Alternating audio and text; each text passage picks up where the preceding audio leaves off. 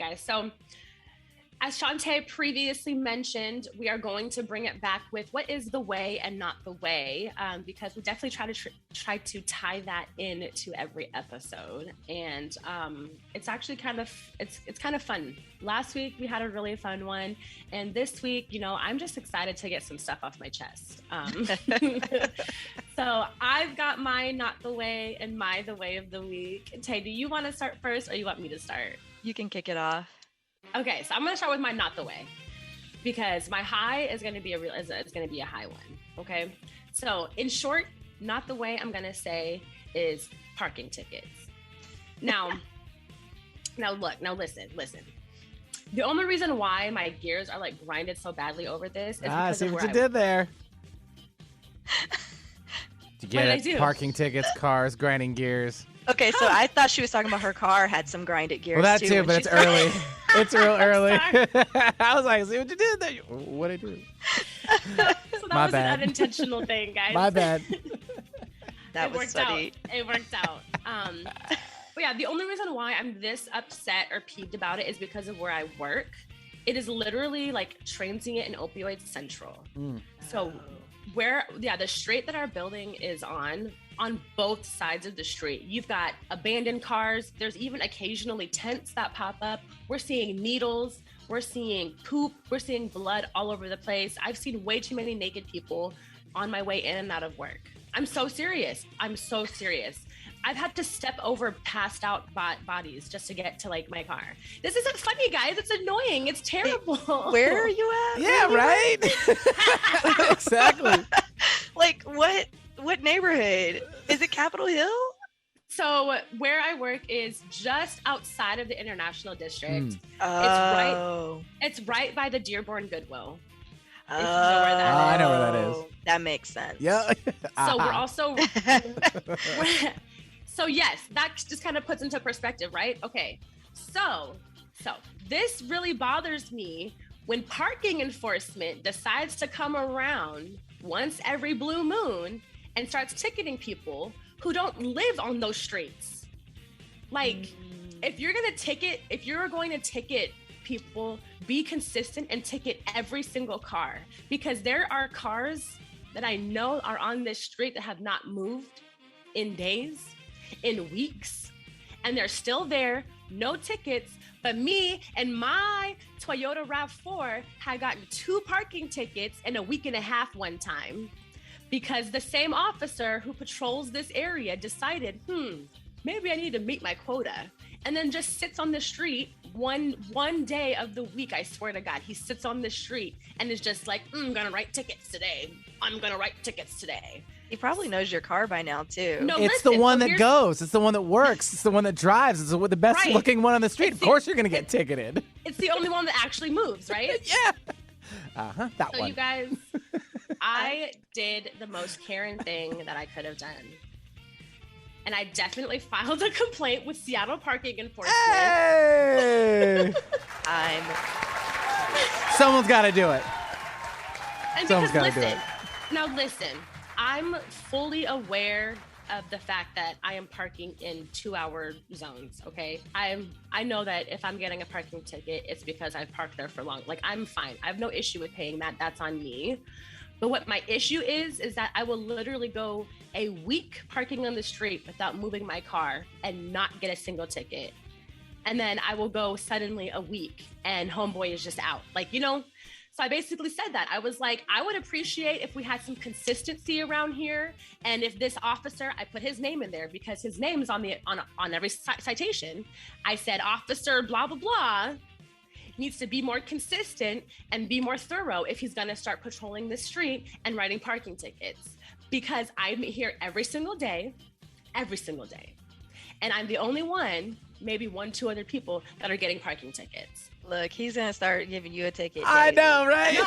You're going to be but targeted. But listen, so that was some point, I want to say at the beginning of last week. And I have seen parking enforcement on the street more often. So yes, so hopefully message was received, because in my message to you, I literally said, I was like, yes, thank you. I was like, I get it. I'm not complaining about having to pay. That's not the problem, because, you know, it is what it is. But I'm just saying, be thorough and efficient. That's all I'm saying. Okay, so that's my not the way. I've had to pay, and here's the thing. So we can park in our building. There is parking there, but for whatever reason, there's a wait list. Mind you, there's like nobody working there because it's COVID. Yeah, so there's a wait list to park in the garage. And two, it's like $150 a month. And I was like, thank you. That's too much. Thank you. Yeah. So there's a few more women working in the company now, and we're all kind of raising hell about it. And we're like, hey, you got to do something about either allowing us to park in the garage at like a cheaper rate, or there's a parking lot across the street. And I'm like, y'all need to put some power in there so that we can drive in and out, because it's going to start getting darker out here. And there are a bunch of shady characters out here. And I don't feel comfortable leaving by myself. So anyways, moving along. Now, by the way, I want to give a big shout out to the Calibre home loan team. So this actually came to me just as of last night. I was really struggling to find like the way, which sounds weird because I have a lot to be excited about. But I got a package in the mail last night that I know I did not order. And I was like, okay, well, who sent me this? Like, it's free goodies. Who's not going to be excited about it? And when I opened it, there was a lovely handwritten note inside congratulating me on getting approved to buy my first home. And I was just so like joyous and excitement reading it. It was just so sweet and cute and very unexpected. Like, I had no idea that I was going to get something like that. And as you guys know, Shantae has been talking about this. It's not an easy process to go through.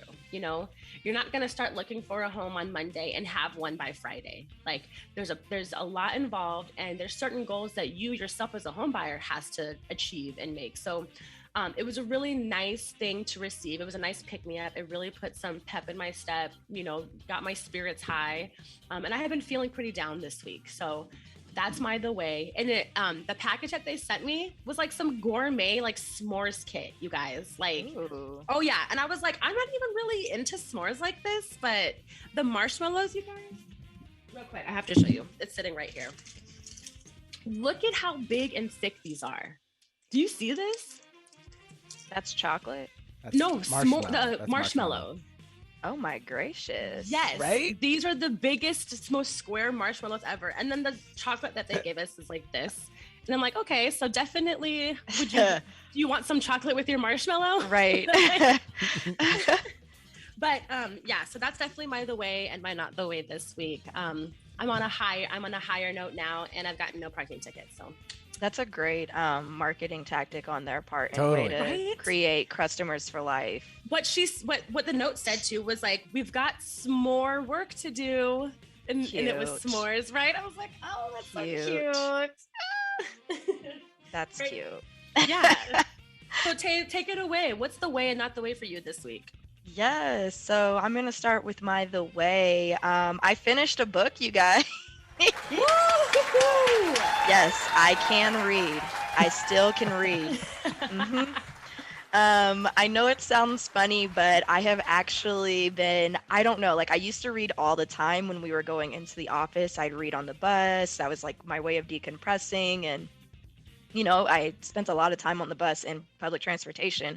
So I had a lot of downtime, but now it's just like I go to work, I get off work, and I feel like my mind's just too all over the place to really stop and read a book. And I've also been trying to read this book for a full year now, so it's even more embarrassing to admit. But I finished the book, So You Want to Talk About Racism by Ijoma Alua. And she's actually a Seattle-based author who talks about social justice and race issues, and has been published by, you know, big publications and all of this.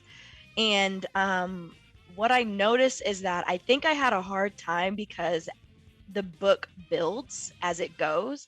Each chapter is based off of a topic that you would talk about if you were going to talk about race. And so it's like it kind of starts on surface level, and then you get into like cultural appropriation and how to handle being called the racist, and like what should you do now that you finished the book? And it's just a really great guide. And I found myself pretty much after chapter 8 just like flying through it because the content was great. It's stuff that I've been trying to learn more about, and also learn ways to have deeper and better conversations about. And I honestly recommend it to anyone who wants to have these conversations and wants to have them in a productive way. I have like a few people that I would just love to send it to, but it would probably be seen as petty, so I'm not gonna do that. So I'll just say a certain uncle, a certain few family members, okay? Like, I got a book for you. I don't know how to tell you nicely. I'm not trying to be shady, rude, or nothing. I'm just trying to help you. Christmas is around the corner. You know, it just, if you guys might be getting a book for me. You know what you should do though is here's a good way to do it without making it seem personal. Just give everyone the same gift and have it be that book. And then just make sure that those who really were intended for, like, hey, so did you read that book? Did you get it? What did you get out of it? I would love to know. Right. I was like, maybe I write like a handwritten letter where it's like, you know, like, I just really got so much from this book and I thought maybe you could too. Would love to chat with you about it afterwards, but you know, we'll see. We'll see how that pans out. And then my not the way for the week. I'm just gonna say, first of all, Nicki Minaj, love you, girl. You are my favorite rapper pretty much ever. I generally don't ever say anything bad about you, but what is up with these anti-vax tweets? Like, so she's coming under fire for some tweets that she made, and really, like, they weren't anti-vaxxer. They weren't really pushing like don't get vaccinated. She was simply saying that she's not going to get vaccinated in order to go to the Met Gala. Right. Because she has a son and he's very young. She did get COVID and she had to spend a week away from him, and she doesn't want to have to do that again. So she just wants to do her research before she gets it to make sure that she's which is what I understood that to be. Like, exactly. Was, So it's like, you know, she wants to keep herself safe. She wants to keep her baby safe. It all makes sense. And even in the tweet, she said at the end, you know, like, make sure I'm going to do my research, and I'm doing that now. And she was like, make sure to wear your mask and, you know, all of this. So it was like not that terrible of a tweet. Of course, you know how the internet wants to interpret everything any way they want to. So Twitter got a hold of it and they've just come for her. And it's been nonstop ever since. Now, she didn't make her case any better by then telling a personal story of a family friend who, after getting the vaccination, suffered some weird personal issues. Swollen balls. Okay, I get swollen balls. Swollen balls. Which a lot of people were saying is like, yo, that's a side effect. Maybe he's got syphilis or gonorrhea. And I don't think that has to do with the shot, babe. Nope. Yeah. Jimmy Kimmel was like, I don't think swollen balls equals vaccination. Nope. My questions now are, what have you been doing? Right. So she says that, and now like news and media sources are just all over her, and the Prime Minister of the UK and Trinidad, I don't know if it's a prime minister or who he is, but someone of Trinidad and Tobago is like, we don't know any cases of any swollen balls over here. So basically they're all like on her for misinformation, for, you know, passing on misinformation, and she has this large platform. Yeah, like 22 plus million followers. Million people. Million. Yeah. Yes. But like, I don't even think she was also directly saying that the two go hand in hand. Like, she was just saying that further perpetuated her need to want to do more research. And wait. Like, right. So I'm going to say Nicki Minaj isn't not the way to me. This whole like, she's just digging herself into a show. Yeah, like it's kind of a dumpster fire at this point. And you're not making it any better by continuing to talk, but it's like also she's trying to show that she won't be bullied into being a sheeple, which I understand. You know, I definitely agree. If you are hesitant about getting the vaccine, do your research. But I think also there's a little bit of a problem with the second tweet of her, the whole swollen balls story. Like that didn't even need to come out. Nobody needed to know that. I'm sure this man is, I'm sure this man is like, Right. He's like, girl, you didn't need to tell nobody put my about that. business out here. Well, wasn't he engaged too? Now no longer. And the fiance left him. Yeah. Now pause. I feel like that probably has to do directly with how Trinidad and Tobago works. I feel like that might just be how that culture over there operates. I don't know.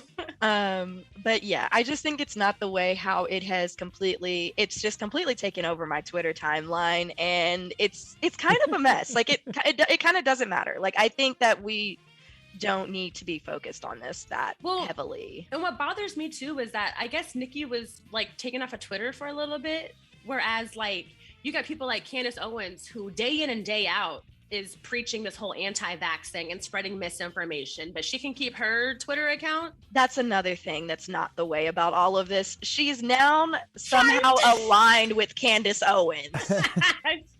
The likes of Candace Owens. No. Well, Nikki was also claiming that the shot would make people impotent. Yes. And that's what she not said. true at all. Yes. Right. And then that's also leading into other people going on, obviously the science side of it and so forth. So it's just, you're right. It's a mess and it's all over. So yes, she basically said that the family friend had become impotent after getting vaccinated. Right. And again, here's the thing. I think the swollen balls and impotence is a result of something else. I'm telling you. It's gotta be. Oh yeah. You can't be the one person. Right. That this has happened to. Yeah. Being the family member, you're going to have a really nice spin master because now everyone knows you're available, but you've got some issues downstairs. You're going to have a hard time finding someone. But getting back in the market. I mean, it's going to be tough. They got ties to Nikki, too, at that point. So, I mean, it's a gamble. Sure. Is it? I don't know. I don't think so. 22 million right people. Now, Nikki is the bad guy, Because 22 plus million people know that you have to suffer. You're suffering from this. So, like, I only feel like Candace is doing what she's doing because Candace and Cardi do not get along. Yeah. Nikki and Cardi do not get along. So Candace was like, oh, here's an opportunity for me to pick an alliance or pick a side. I feel like it might be a bit of that, but I think that Candace Owens is also an opportunist, and she's like, let me find a way to pander to, people who don't necessarily agree with me through Nikki. And I'm like, Nikki is not your ally. Go on with all of that. Scat. I don't like her. They need to ban her Twitter. She's a hot mess express. And yeah, that's what's really not the way about it, is the fact that Nikki is now directly aligned with the likes of Candace Owens. And I'm not here for it. Yeah, I'm not here for it. So that are the ways and not the ways. Join us on that conversation and let us know what you thought about those topics. We're going to go ahead and jump into a quick 2 to 3 minute break before we get into our reviews of Donda and Certified Lover Boy. Stay tuned. You're listening to The Way with Jazz and Tay.